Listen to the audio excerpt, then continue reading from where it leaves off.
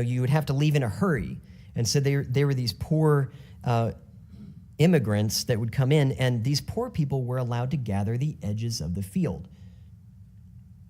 So this means that it was God's intention for his people to have this hospitable attitude toward this group of people. So according to God's design, you didn't actually own or have a right to all that you produced. Now, this critiques the way we think about things, because it critiqued the way Israel thought about things as well, because you actually don't have a right, according to this. You actually don't have a right, according to God's word, to all of your property. That some of it belongs to the poor, some of it belongs to the sojourner. And with what this says in Leviticus 25, if it's all God's, then none of it belongs to you anyway. It's not like you own some of it and they own some of it. It's all God's. Now, this would be great for Ruth, who's about to go into the field, if people would obey these laws. But what did we say the setting was? The setting was in those days there was no king in Israel, and everyone did what was right in his own eyes. So that's what she had to look forward to as she went out into the fields. So it's the Wild West. You don't know what's going to happen. There's no law. People shoot the sheriff. I mean, that's what's going on here. And she's about to go out into the fields, and she might be assaulted or worse. She might also get run off by the landowner, who doesn't let people glean his field like he's supposed to. And these landowners may just do what's right in their own eyes. They may consider profit and production to be more important than sojourners, than these immigrant refugees. But even still, Ruth puts her hand to the metaphorical plow for the sake of Naomi. She loves Naomi. And she is going alone, and she's going to try and find work in a field where maybe someone's not so horrible.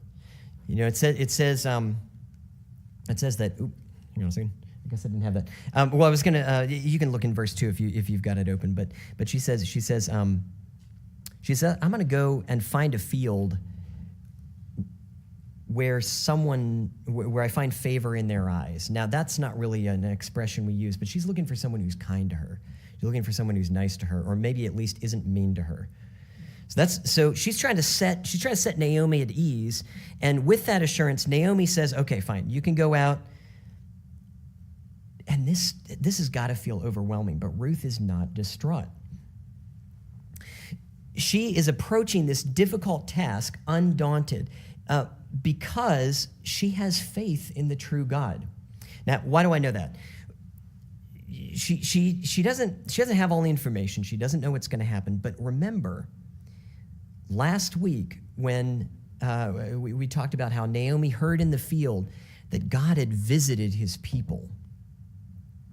And Ruth knows, remember, she's already taken a vow to Naomi in the Lord's name, where, she was in a land that, wasn't supposed to be under Yahweh's power. That's how they thought about things.